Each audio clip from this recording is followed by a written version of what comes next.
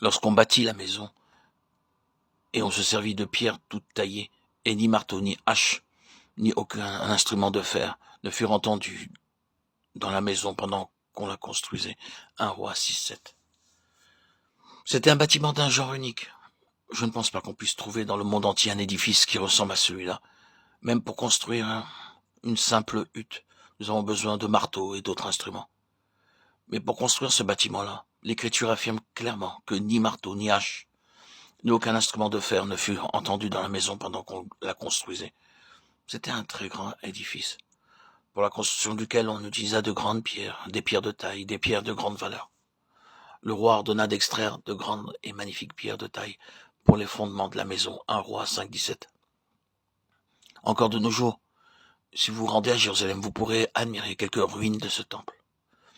Vous serez à même de vous rendre compte de la taille imposante de ces pierres qui furent utilisées pour la construction de cet édifice. En les considérant, on se demande comment il est possible que des pierres aussi énormes aient pu être amenées à cette place.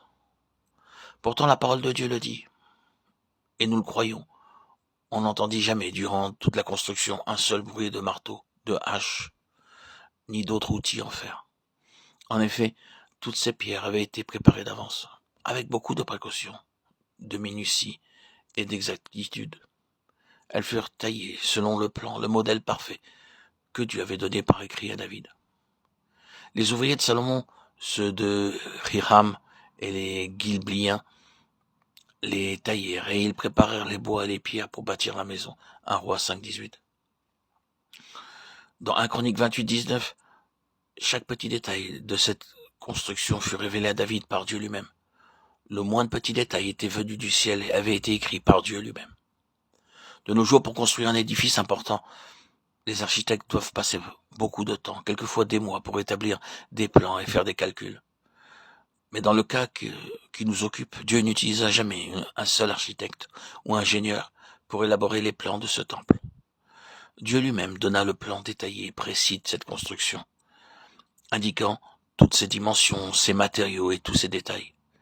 Ainsi, les ouvriers occupés à la préparation du matériel, les tailleurs de pierre et les charpentiers n'avaient qu'à travailler en se conformant aux prescriptions de l'écrit de Dieu et consulter continuellement ce plan pour l'exécuter fidèlement selon tous ses détails. C'était un travail merveilleux. Les pierres ayant été préparées, la charpente fut taillée, rabotée, en observant scrupuleusement le plan divin, de sorte que tout fut assemblé avec une parfaite exactitude, et ceci parce que la main de Dieu était sur tous ses ouvriers, tailleurs de pierre, maçons, charpentiers. Ce n'est pas par leur sagesse ou leur intelligence humaine, ni par leur propre capacité qu'ils auraient pu réaliser cet ouvrage. Ainsi, tout cet édifice parlait de la main de Dieu, du plan de Dieu, de la sagesse de Dieu, de l'ordre divin et du dessein de Dieu. Si donc nous devons avoir une part, quelle qu'elle soit, dans la construction de cet édifice de Dieu, spirituellement parlant, nous devons être dégagés de tout esprit de dispute, d'animosité, de discussion, de jalousie, de querelle et de cupidité.